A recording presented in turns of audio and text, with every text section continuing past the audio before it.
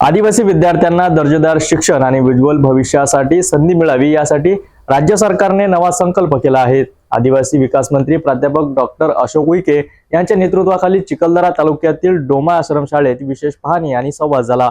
चला जाणून घेऊया संपूर्ण वृत्त। चिखलदरा तालुक्यातील शासकीय माध्यमिक व उच्च माध्यमिक आश्रमशाळा डोमा येथे एक वेगळ्याच उपक्रमाला सुरुवात झाली। आदिवासी विकास मंत्री प्राध्यापक डॉक्टर अशोक उईके यांनी स्वतः या आश्रमशाळेत मुक्काम केला आणि विद्यार्थ्यांशी संवाद साधला। विद्यार्थ्यांच्या अडचणी आणि त्यांच्या गरजा आणि तसेच आश्रमशाळेतील सुविधा यांची पाहणी करत मंत्री अशोक उईके यांनी राज्यातील सर्व आश्रमशाळांना गुणवत्तापूर्ण शिक्षणाने परिपूर्ण करण्याचा एक मोठा संकल्प केला।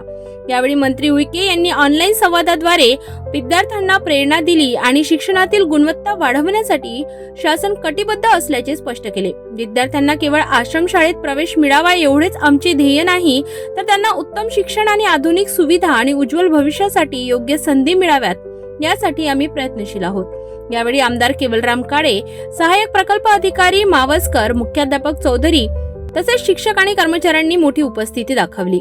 आश्रमशाळेतील विद्यार्थीही या संवादामध्ये आनंदाने सहभागी झाले। मंत्री उईके पुढे म्हणाले, आश्रमशाळेत येणाऱ्या विद्यार्थ्यांच्या पालकांच्या मनात विश्वास निर्माण झाला पाहिजे की त्यांच्या मुलांना येथे उत्तम शिक्षण मिळत आहे। त्यासाठी शिक्षकांनी विशेष मेहनत घ्यावी आणि विद्यार्थ्यांना योग्य मार्गदर्शन द्यावे।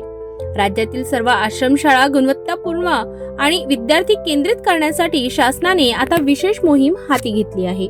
डोमा आश्रमशाळेतील झालेल्या ऐतिहासिक भेटीमुळे आदिवासी विद्यार्थ्यांसाठी शिक्षणाच्या संधी अधिक उजळणार आहेत।